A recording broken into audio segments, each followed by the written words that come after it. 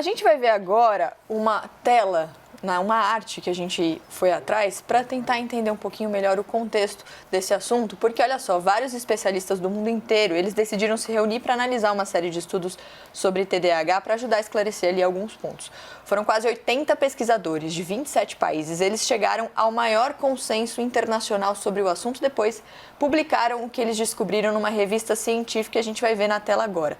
No mundo, quase 6% dos jovens têm o diagnóstico de TDAH. O distúrbio também atinge 2,5% dos adultos. Os adultos muitas vezes podem continuar manifestando sintomas e o Karnal falou sobre ele ser professor e identificar esses sinais. A Gabi também é professora, mas você é professora de adultos, né? Você também identificava o que tinha de diferente em cada aluno? Como era para você? Eu acho que, enfim, sendo professora já da pós-graduação, no geral, as pessoas com algum tipo de problema já tinha sido diagnosticada antes. Então, você já passou por todo o ensino fundamental, médio, pela graduação, e aí você chega na pós-graduação. Então, é mais difícil eu perceber num indivíduo uma dificuldade com a qual ele ainda não tenha se deparado e não tenha procurado ajuda para lidar com aquilo. Então, é mais raro. Vamos continuar então ouvindo mais uma vez o Eduardo Ferrari, que apareceu na introdução do programa falando aqui sobre o filho dele, o Gabriel. Ele vai falar agora sobre os preconceitos contra o TDAH e por que isso motivou o Eduardo a escrever os livros Elétrico e Distraído sobre o diagnóstico do Gabriel. Olha só.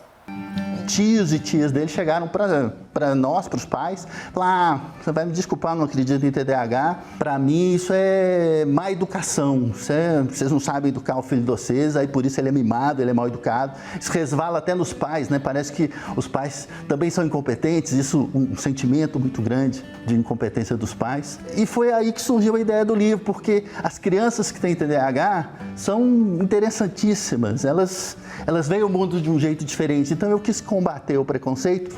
Obviamente, eu não sou médico, eu não sou terapeuta, eu não sou especialista, eu sou um pai de um portador de TDAH. Também portador de TDAH, eu descobri isso, porque toda vez que eu respondi uma pergunta em relação ao Gabriel, parecia que eu estava respondendo de mim mesmo. E aí descobri que existe um grande número de adultos que não foram diagnosticados quando criança. E eu resolvi contar essas histórias, porque eu achava que as histórias eram divertidas, engraçadas, interessantes, e eram uma forma de mostrar que ser diferente não é ruim. É muito bonito ouvir o Eduardo falando.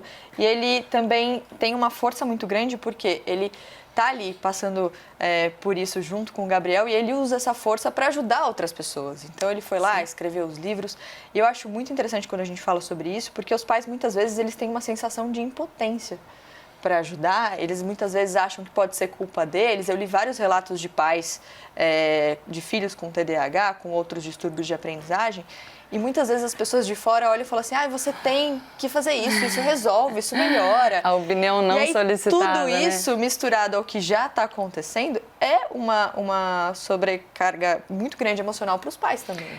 Por isso que eu acho que a saída é, de fato, a gente atribuir valor à singularidade. Então, quando a gente voltou do vídeo do Eduardo de novo, falando sobre o Gabriel, o fato de ele ter escrito essas histórias, eu falei, ele legitima a existência do Gabriel, assim como ela é. E ao legitimar a existência do próprio filho dessa maneira única e singular, ele legitima muitas outras existências. Eu acho que esse deve ser o nosso movimento. O Karnal fala, trabalhar com seres humanos é necessariamente trabalhar com diversidade. Nós somos diversos, diferentes, portanto, e não existe um ser humano que é melhor ou pior. As capacidades únicas, elas se complementam.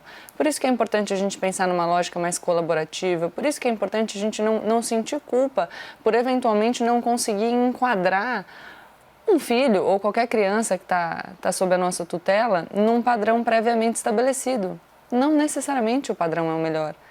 Que tal dar para essa criança as condições para que ela desenvolva da melhor maneira possível o seu potencial e aprender com um olhar apurado mesmo, a reconhecer nela valores que outras pessoas não reconhecem. É isso, o que em você eu acho de melhor?